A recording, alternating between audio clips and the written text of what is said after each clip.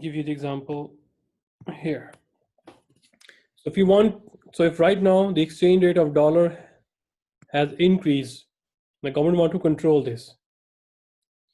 So it means people have more dollars, and people normally transact with the banks. So government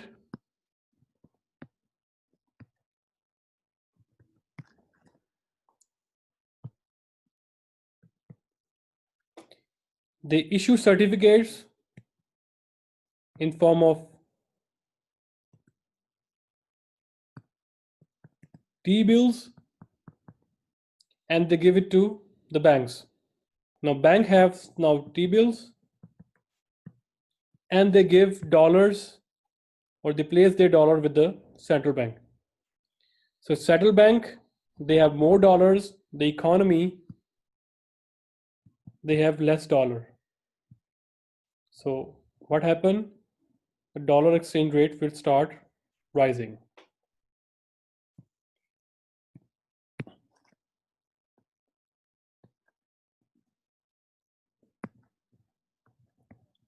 And how to decrease the value of the dollar?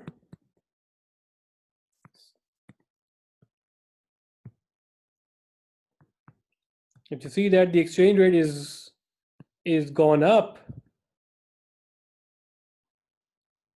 the exchange rate is gone up too much, and your target is to decrease the value of the dollar. This is the dollar. Decrease the value of dollar. How you can do that? You need to increase the supply. So governments buy back, or government call back its T-bills, or after maturity, the T-bills, the central bank will purchase. So T-bills and against dollars. So dollar will be going back to the banks and pumping up to the economy. So what happened? The dollars went up, and the exchange rate of the dollars will go down, which means more supply of the dollar in the economy, the value of the dollar will go down. If there is a shortage in the economy of the dollar's value will go up. So we call this direct intervention, right? Let's talk about this. So effect of direct central bank intervention in the foreign exchange market. So this is the market for pound. So what happened here? Now you want to weaken the pound or foreign currency, right? Now I'm talking in the context of two currencies. So in order to weaken the pound or strengthen the dollar, if you want to make better economic conditions with UK, right? What you can do, if you want to decrease the value of pound, then you need to increase the supply of pound, right? How you can increase the supply of pound? By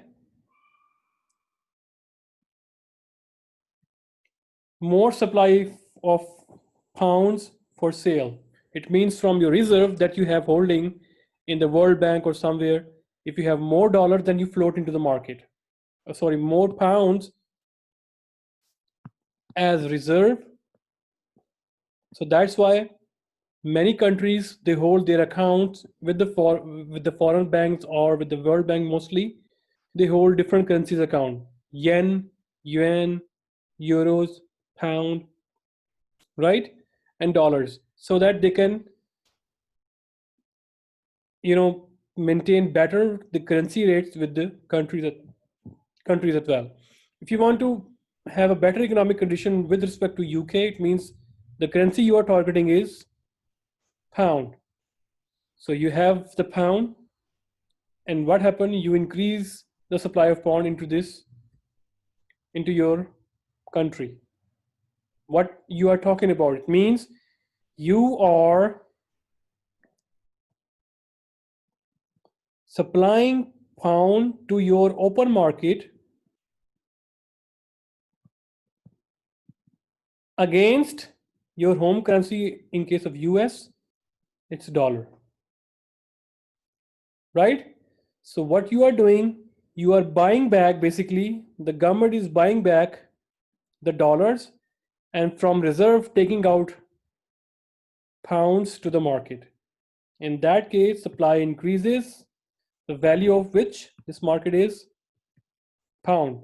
The value of pound, which is exchange rate, decreases, right? What happens if you want to increase the value of dollar? Sorry, yes, increase the value of, sorry, pound. But you can do that because pound is not your, you don't hold that pound because you need to buy more pound, right? Strengthen means you need to buy back more pound. When you buy that, you are not the seller because seller of the pound is UK. When you want to buy more, it means you create more demand, right? So what happened is there you exchange your dollar and you buy pound. When you buy pound, what happened?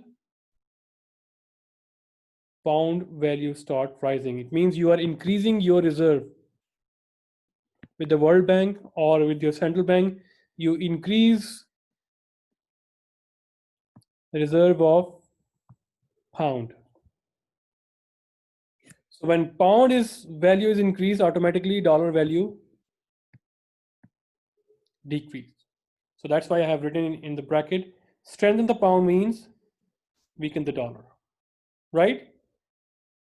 So this is called direct intervention. You directly go to the open market and you start buying the pound by your home currency. You are selling your home currency, you're buying dollar, you're buying pound, so it places upward pressure on the pound and the value of the pound increase, which means your home currency is depreciated.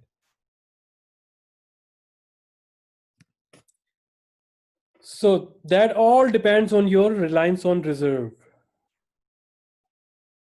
right? Which means there is a World Bank requirement as well that you need to maintain at least, for example, this much amount of reserve, and you are consuming those reserve to balance out your or to normalize your economy. It means if you have the reserve, then you can do that. If you don't have the reserve, then how you can do that? Then you can ask loans, and loans are not cheap. You have to pay interest, right? So this direct intervention rely on your reserve. The potential effectiveness of the central bank direct intervention is the amount of reserve you can use. So we call this non-sterilized intervention. Direct intervention only on open market, we call this non-sterilized intervention. What is sterilized intervention? So this is a terminology in which you can say that, okay, we can directly intervene the market by not affecting our reserve. Amazing, right? We can do that. How? Let's talk about this. So when Fed intervenes in the foreign exchange market without adjusting the change in the monetary supply, we call that non-sterilized. What is sterilized? The Fed intervenes the foreign exchange market and simultaneously engage its offsetting transaction in treasury securities market. How? Let's talk about on this diagram. Here we go.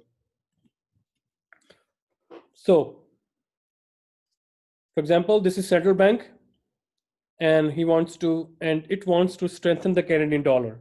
When you want to strengthen the Canadian dollar, you buy the Canadian dollar and you sell your home currency. Or you increase the supply of your home currency, you buy the Canadian dollar. So what happened?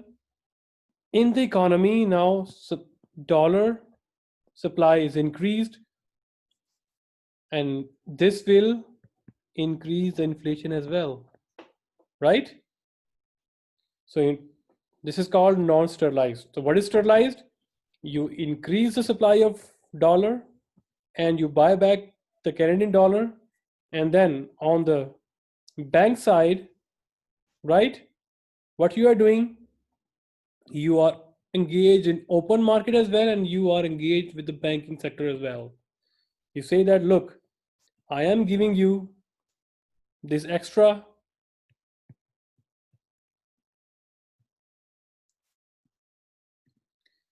dollar that I have pumped into this economy here.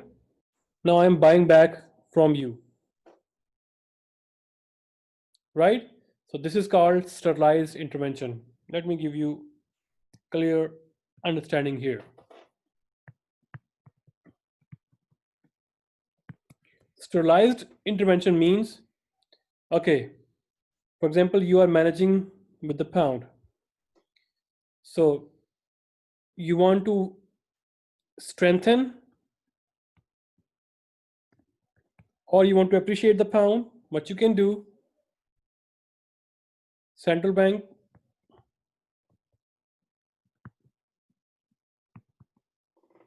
what you can do, this is your economy. You can buy back pound from the economy and you pump dollars into the economy. So this will create pressure on the economy and inflation going to rise. But in order to decrease the effect of inflation or insulate the inflation, what you can do, you can contact the banking sector and you can say that you can, oh my God, I'm so sorry about that.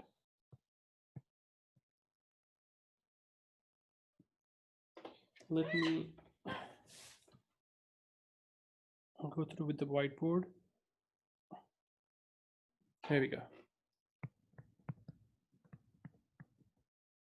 What is sterilized intervention? Which means, and these are the types of direct intervention, sterilized and non-sterilized. Okay, we are talking about direct intervention.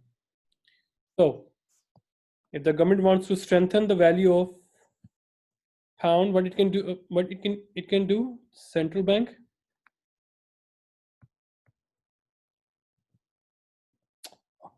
my handwriting is so bad.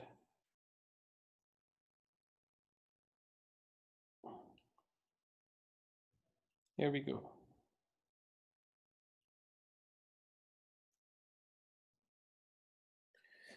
So central bank,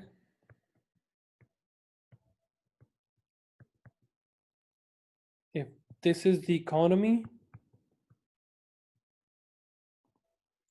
so it sucks dollars from the economy and provide or pump dollar into the economy. What is the consequences? Consequences up till now, this is called non-sterilized. So in order to avoid this excessive inflation that will be the result of pumping dollars, central bank engage with the banking and say that, look, I am giving you T-bills